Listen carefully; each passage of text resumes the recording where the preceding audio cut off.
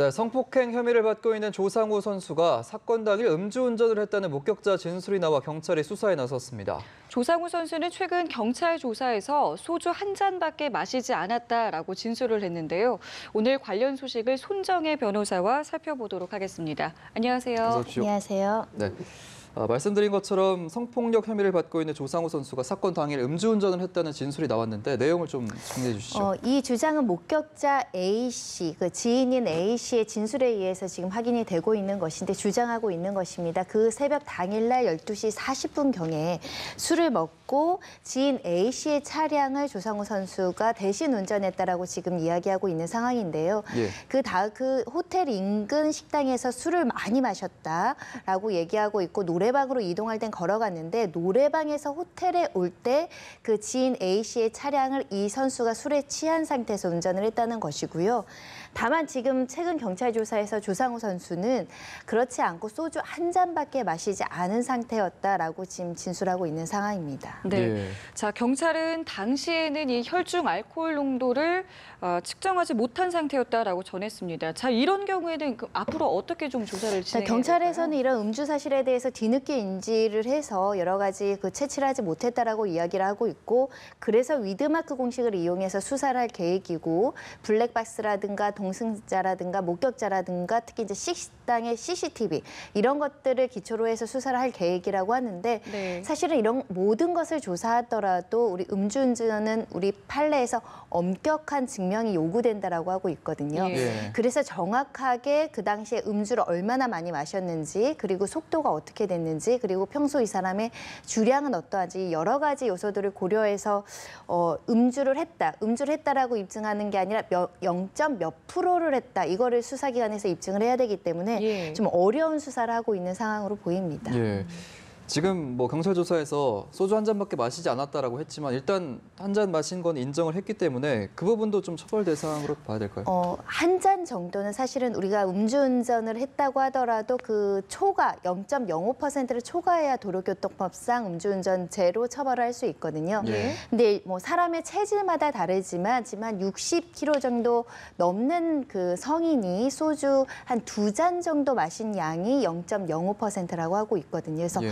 소주 한 잔은 음주운전이긴 하지만 도로교통법상 처벌하지 않는 음주운전일 가능성이 있고요. 예. 그래서 지금 소주 한 잔만 먹고 운전을 한 것인지 아니면 지금 목격자 A씨의 주장처럼 소주를 굉장히 많이 먹었다라고 얘기를 하는데 그 말이 사실인지를 좀 수사 과정에서 확인해야 될 걸로 보입니다. 예. 그러면은 지금 성폭행 혐의에 음주운전 의혹까지 더해졌습니다. 앞으로 조사는 어떤 식으로 이루어질까요? 일단 목격자들 진술이 굉장히 중요할 것이라고 생각되고요. 블랙박스라든가 CCTV 그리고 그 당시에 피해자들이 정말 술에 취해서 한거 불능 상태에 있었는지 그리고 합의된 정황들이 있었는지 이런 것들을 모두 확인해야 될 필요성이 있는 것으로 보이고요. 예. 음주운전은 음주량 정도는 요즘에 식당 CCTV라든가 동승자들 같이 참석해서 술을 먹은 목격자들이 많기 때문에 예. 음주량 정도는 가볍게 사실 조사는 될 수 있을 것인데 다만 위드마크 공식으로 그러면 운전대를 잡은 그 시점에 0.몇%의 음주를 했었는지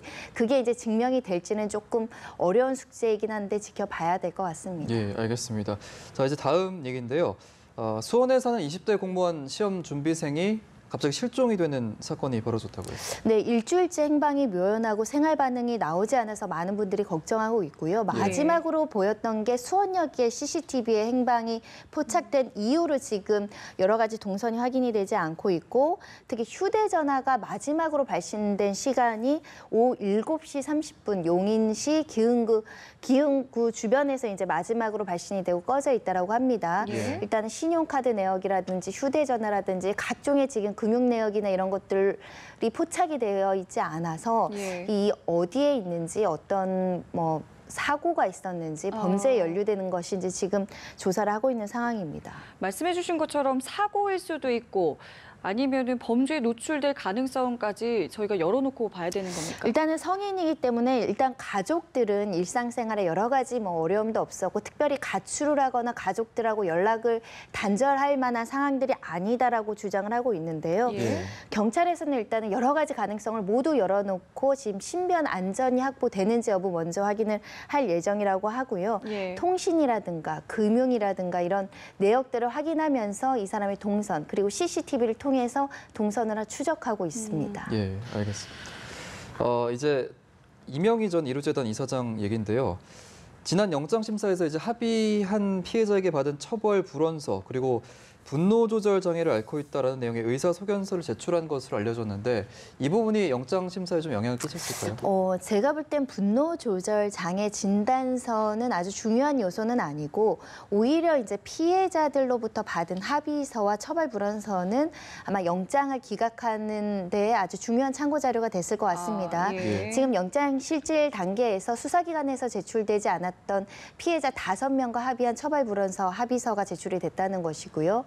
그리고 분노 조절 장애, 즉 화를 내고 이렇게 폭행을 한 부분에 있어서 검찰 주장은 죄의식 없이 어떤 소위 말하는 갑질을 한다라고 그 검찰 주장은 그러한데 이 이명희 측 변호인들의 주장은 그것이 아니라 질병에 의해서 분노 조절 장애라는 정신과적인 질병 때문에 이런 어떤 폭행이나 이런 문제가 있었다라고 주장하고 있는 것인데 예. 이런 주장은 이명희 그 이사장의 양형에는 도움되는 자료입니다. 그러니까 적절한 치료를 받으면 개선할 수 있다라는 것이기 때문에 그런 유리한 자료가 법원에 제출되어 있고 특히 이런 상해나 폭력 같은 피해자가 존재하는 사건에서는 피해자가 선처를 하고 용서를 하고 처벌을 원하지 않는다고 했을 때는 감형되는 경우들이 많습니다. 특히 대법원 양형 기준표를 보시더라도 피해자가 합의를 했을 경우에는 집행유예를 이제 좋은 양형 요소로 고려를 하거든요. 예. 그런 점들을 모두 고려해서 법원에서 영장을 기각하지 않았나 생각이 듭니다.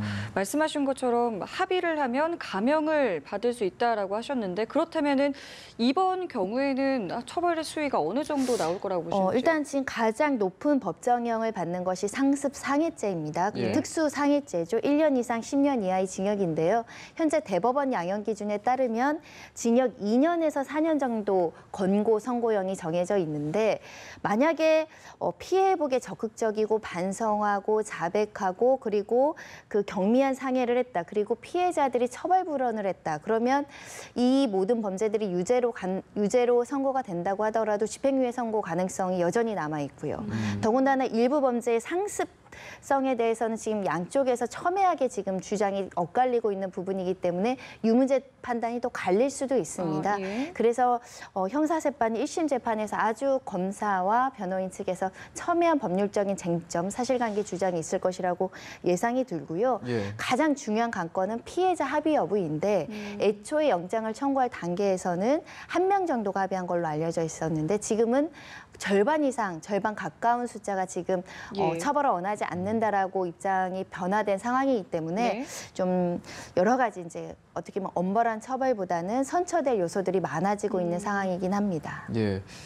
경찰이 이제 보강 수사 결과에 따라서 영장을 재청구하겠다라는 입장인데 언론에 공개된 영상 파일처럼 이렇게 뚜렷한 증거가 없이 피해자 진술만을 토대로 다시 한번 진행이 된다면 결과는 크게 다르지 않을까 생각합니다. 그렇습니다. 그리고 이미 수사기관에서 굉장히 철저하게 수사를 하고자 참고인들 170명을 조사하는 게 굉장히 어려움에도 불구하고 그렇게 꼼꼼하게 치밀하게 수사를 해왔음에도 영장이 기각된 것으로 봐서는 뒤늦게 어떤 영상이라든가 뭐 녹취록이 발견되지 않는다며 아주 명확한 증거로는 입증이 어려울 거고 결국은 피해자들의 진술의 일관성이 유지되는지 여부 이게 중요하지 않을까 싶고요. 예. 그리고 지금까지 진술을 거부한 참고인이나 피해자가 있었다고 한다면 설득해서 추가 진술을 받는 방안 이 정도가 남아있는 것 같습니다. 예. 알겠습니다. 지금까지 손정혜 변호사와 사건 사고 소식 살펴봤습니다. 오늘 말씀 고맙습니다. 맞습니다.